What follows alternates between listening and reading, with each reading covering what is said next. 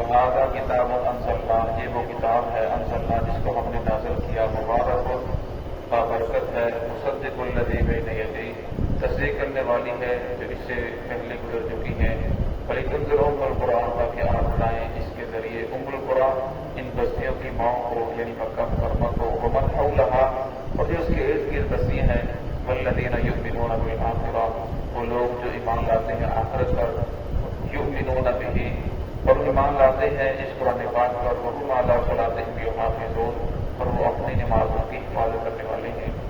ومن اظلم ممن افترا، کون بڑا ظالم ہوگا اس شخص سے جس نے جھوٹ باندھا، افترا باندھا علی اللہ کاذبا، اللہ رب العزت پر جھوٹ کا، او قال اوحی، یا اس نے کہا کہ وحی کی جاتی ہے الیہ، میری طرف، ولم یوحی الیہ شیء، حالانکہ اس کی طرف کسی چیز کی وحی نہیں کی گئی۔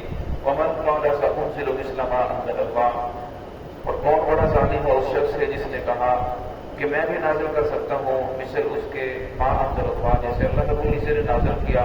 ولو تری اذ الظالمون، اگر تو دیکھے ان ظالمین کو کہ جب یہ ظالمین فی غمرات الموت، موت کی غشی میں ہوں گے، والملائکۃ باسطوا ایدیہم، اور فرشتے اپنے ہاتھوں کو ان کی طرف پھیلائیں گے، اخرجوا انفسکم، اور کہیں گے کہ نکالو اپنی نفسوں کو، الیوم تجزون، آج کا دن تمہیں بدلہ دیا جائے گا، عذاب الخون، رسوا کرنے والے عذاب کا، بما کنتم تقولون، اس وجہ سے کہ تم کہتے تھے علی اللہ، یہ اللہ رب العزت پر، غیر الحق کی ناحق بات، وکنتم عن آیاتہ تستکبرون، اور تم اس کی آیات کے ساتھ تکبر کرنے والے تھے۔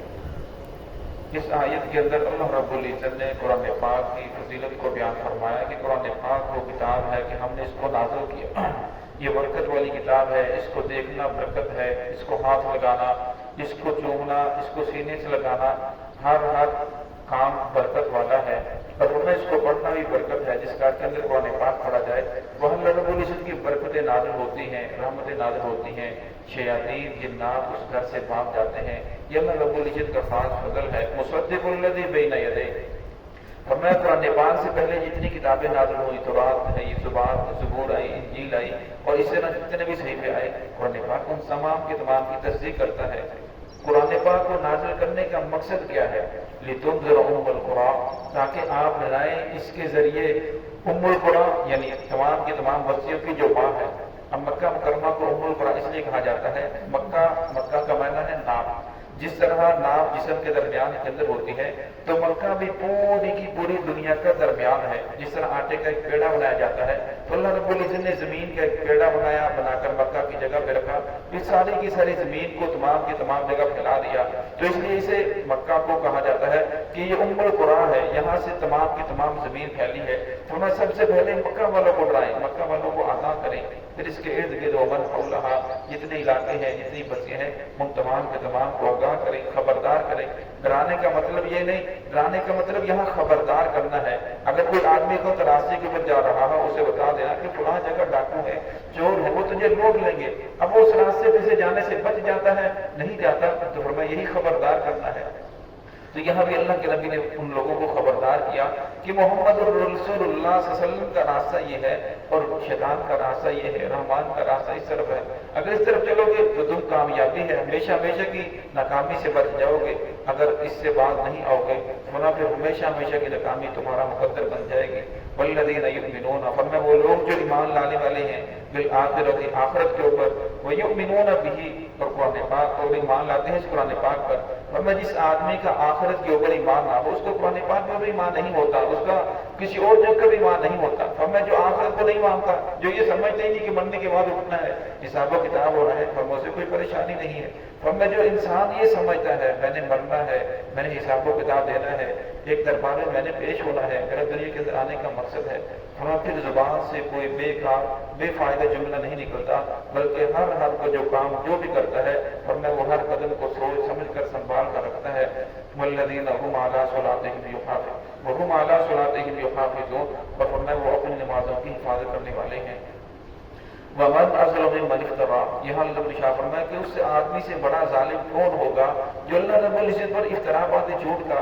جس طرح یہودیوں نے کہا وقالت الیہود عزیر ابن اللہ، عزیر علیہ السلام اللہ کے بیٹے ہیں. عیسائیوں نے کہا وقالت النصارى المسیح ابن اللہ، عیسیٰ علیہ السلام اللہ کے بیٹے ہیں.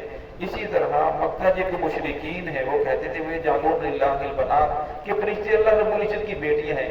فرمایا یہ لوگ اللہ کی طرف ایسی بات کی نسبت کر رہے ہیں جس کی اللہ رب کی ذات پاک ہے. تو فرمایا یہ اللہ رب جوڑ کے طرح باندھ رہے ہیں، یہ بہت بڑا ظالم ہے.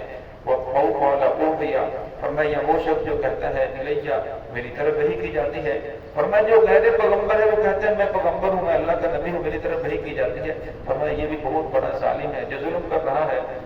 جس طرح آپ صلی اللہ علیہ وسلم کے زمانے کے اندر بھی مسلمہ کذاب نے اور اسود انسی نے نبوت کا دعویٰ کیا، اور آج کے دور کے اندر مرزا غلام احمد قادیانی ہے جو نبوت کا دعویٰ کیا، اور اس کے ماننے والے بہت سے لوگ ہیں اور وہ امت کو گمراہ کرتے ہیں کہ ہم تو آپ صلی اللہ علیہ وسلم کو آخری نبی مانتے ہیں، یہ ذلی نبی ہے، یہ بروزی نبی ہے، یہ ان کا سایہ ہے.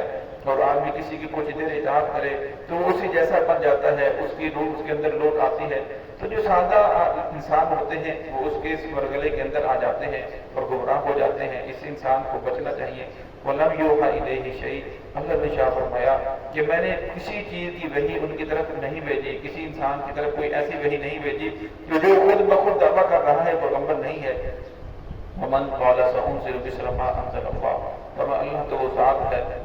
فرمایا اور اس سے بڑا ظالم کون ہوگا جس نے کہا کہ میں بھی نازل کر سکتا ہوں جس طرح اللہ نے نازل کیا. کفار مکہ رسول صلی اللہ علیہ وسلم کے بارے میں کچھ لوگ کہتے تھے کہ آپ صلی اللہ علیہ وسلم نے نعوذ باللہ قرآن پاک کو خود گھڑا ہے، اللہ رب العزت قرآن پاک کو نازل نہیں کیا. لوگ کہتے تھے کہ ہم بھی ایسا قرآن پاک لا سکتے ہیں. تو اللہ رب العزت نے قرآن پاک کے ان لوگوں کو چیلنج کیا. فرمایا اگر تم قرآن پاک کو لے کر آ سکتے ہو فَأْتُوا بِسُورَةٍ مِّن مِّثْلِهِ، اس کی مثل کو چھوٹی سی صورت ہی لے آؤ، اس کی مثل آپ کوئی اور قرآن پاک لا کر دکھاؤ. فرمایا قیامت تک سے لے کر ان وقت سے لے کر آج تک یہ چیلنج موجود ہے. کوئی آدمی اس چیلنج کو قبول نہ کر سکا، نہ ہی قرآن پاک کو لا سکا. اللہ شک اگلے شاہ فرمایا فَإِن لَمْ تَفْعَلُوا، اگر تم ایسا نہ کر سکو، وَلَن تَفْعَلُوا تم ایسا کر بھی نہیں سکتے، تو فرمایا فَاتَّقُوا النَّارَ الَّتِي، فرمایا پھر لوگوں کو ڈرنا چاہیے ایسی آگ سے جس کا ایندھن انسان اور پتھر ہے. وَلَوْ تَرَىٰ إِذِ الظَّالِمُونَ، اللہ شاہ فرمایا اگر آپ دیکھیں گے کہ جب یہ ظالم لوگ موت کی غشی میں ہوں گے، وَالْمَلَائِكَةُ بَاسِطُو أَيْدِيهِمْ، اور فرشتے ان کی طرف اپنے ہاتھوں کو پھیلائیں گے. اور میں جب نیک آدمی کی روح قبض کی جاتی ہے تو اس آدمی کو کوئی پریشانی نہیں ہوتی. اور میں ایسے ہی ہے جیسے انسان مکھن سے بال کو نکالتا ہے، تکلیف نہیں ہوتی.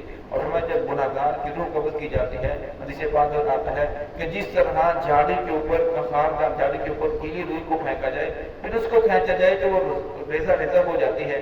فرمایا اس طرح گناہگار کی روح قبض کی جاتی ہے. فرمایا فرشتے انہیں کہیں گے اخرجوا انفسکم، اپنی جانوں کو ہمارے حوالے کرو. الیوم تجزون، کیوں؟ اس لیے کہ آج کے دن تمہیں بدلہ دیا جائے گا عذاب الہون، رسوا کرنے والے عذاب کا. کیوں؟ بما کنتم تقولون علی اللہ، اس لیے کہ تم کہتے تھے اللہ رب العزت وہ باتیں جن کا تمہیں کوئی حق نہیں تھا. غیر الحق، اللہ رب کے بارے میں جھوٹ کہہ رہے تھے کہ اللہ نے مجھے نبی بنا دیا. نعوذ باللہ، اللہ رب العزت کی طرف اولاد کی نسبت کرنا اور اللہ رب العزت کی طرف طرح طرح کی باتوں کو منسوخ کرنا. وکنتم عن آیاتہ تستکبرون، اور فرمایا اس کی آیات کے ساتھ تکبر کرتے تھے. محمد رسول اللہ صلی اللہ علیہ وسلم جو دین لے کر آئے اس کے ساتھ تکبر کرنا اور اس کو کہنا کہ یہ تو اللہ رب العزت کا کلام نہیں ہے، طرح طرح کی باتیں کرنا. اور میں آج کے دن تمہیں اس کا بدلہ دیا جائے گا. دعا ہے کہ اللہ رب العزت ہم سب کو صراط مستقیم پہ چلنے کی توفیق عطا فرمائے.